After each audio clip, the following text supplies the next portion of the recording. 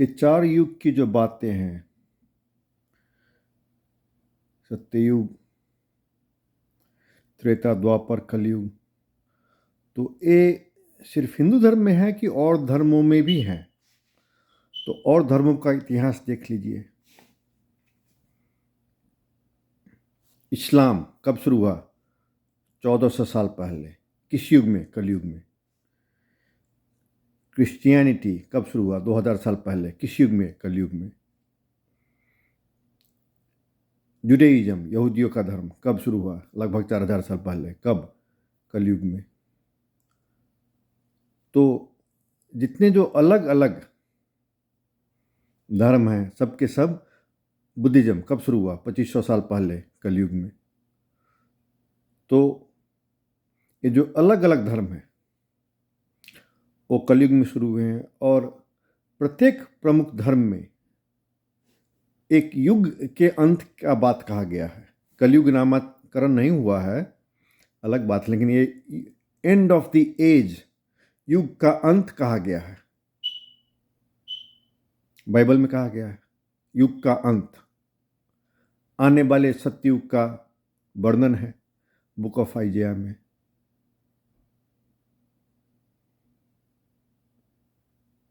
अलग अलग धर्मों में जो लोग इंतजार कर रहे हैं, आएंगे आएंगे आएंगे,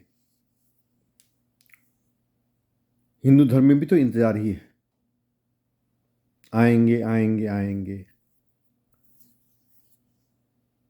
तो क्लैशिंग इंफॉर्मेशन नहीं है, वही बात कहा गया। और ये भी भविष्यवाणी है कि ये धर्म खत्म हो जाएगा, वो धर्म खत्म हो जाएगा। जैसे कि कोसी नदी हिमालय पर्वत से शुरू होके जाके गंगा में मिल जाती है, यानी कि वहाँ कोसी नदी खत्म। गंडक नदी हिमालय से शुरू होके जाके गंगा में मिल जाती है, यानी कि उस बिंदु पर जाके गंडक नदी खत्म। और भी हैं, नेपाल में कहते हैं कर्णाली, भारत में कहते हैं शारदा नदी। हिमालय से शुरू, गंगा में जाके विलीन हो जाती है, यानी कि नदी खत्म। तो उसी तरह कहा गया है ये धर्म खत्म हो जाएगा, वो धर्म खत्म हो जाएगा। मतलब कोसी जब गंगा में मिल जाए तो कोसी तो खत्म, लेकिन वो कोई दुख की बात है, वो तो चरम हर्ष की बात है। कोसी गंगा बनने जा रही है। तो उसी तरह जो सत्ययुग में जो क्षमता लोगों के पास था, आध्यात्मिक ज्ञान का क्षमता, उसमें ह्रास हो गया है। कलयुग में आते आते वो बहुत ही कम हो गया है। एक छोटा सा कप, उसमें आप कितना दूध या पानी डाल सकते हैं? कम, क्षमता ही कम है।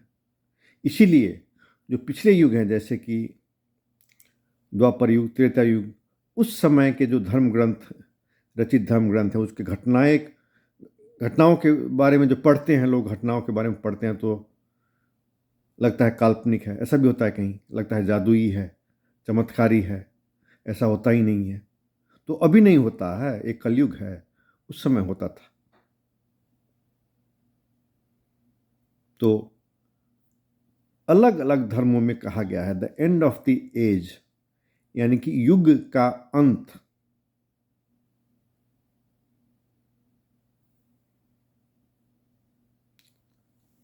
तो हिंट है, हिंट मिलता है। गौर से पढ़िए, अपने ही धर्म ग्रंथों को पढ़िए, हिंट मिलता है। तो ये पृष्ठभूमि मैं इसलिए बना रहा हूँ कि नेपाल को हिंदू राष्ट्र बनाने का जो ऐलान हुआ है, वो धर्म की स्थापना की बात हो रही है।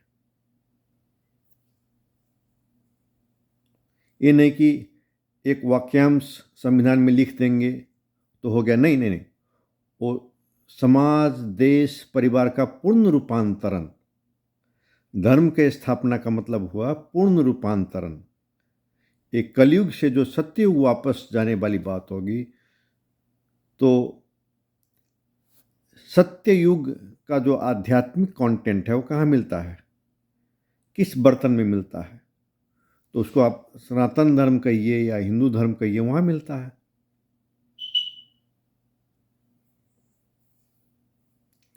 तो कलयुग समाप्त करके सत्युग में फिर से ले जाने की जो बात हो रही है, और सिर्फ नेपाल भारत को नहीं, समस्त विश्व को, दुनिया के प्रत्येक देश को ले जाने की बात है। तो ये नहीं कि ये धर्म का उद्देश्य क्या है? ईश्वर की आराधना। तो जिन धर्मों का जन्म ही कलयुग में हुआ, जबकि लोगों के आध्यात्मिक ज्ञान की क्षमता कम रहती है, तो उन धर्म ग्रंथों में स्वाभाविक है वो कंटेंट ही कम रहेगा। एक छोटे से कप में दूध या पानी थोड़ा ही डाल सकते हैं। तो जब सत्ययुग में जाने की बात हो रही है, धर्म की पुनर्स्थापना करने की बात हो रही है, तो स्वाभाविक है वहाँ जो हिंदू धर्म ग्रंथों में जो सत्ययुग, पिछले सत्ययुग की बात है, त्रेता युग की बात है, द्वापर युग की बात है, तो उसकी सांदर्भिकता बढ़ जाती है।